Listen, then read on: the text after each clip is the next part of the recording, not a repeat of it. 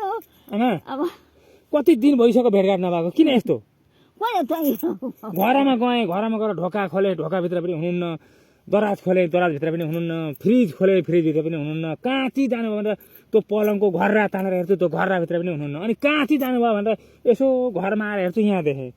अस्ति त घरमा लुक्नु भएको थियो यसमा चाहिँ किन कुदेर जानुभयो आमा मेरो आमा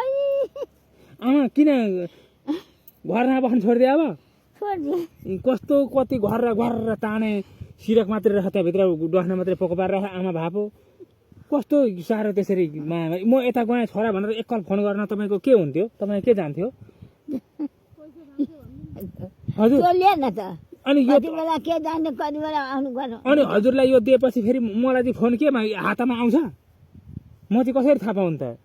अर्को किन्छ हैन ए त्यसो सिम सिम सिम निकाल्दिनु एनटिसीको निकाल्नु कि एनसिएल निकाल्नु कि स्मार्ट कुन निकाल्दिनु कुन निकाल्छ त्यो निकाल्छ सुन्नु कुन चाहिँ निकाल्दिनु त तिनवटा मध्ये कुन हजुर कुन अरे आमा खोइ म कुन हो कुन म जान्दिनँ तपाईँलाई के चाहिँ जान्नुहुन्छ त केही पनि जान्दिनँ खाना जान्न त्यति खाना चाहिँ कति चाहिँ खाने खाने खालि जहिले खाने मात्रै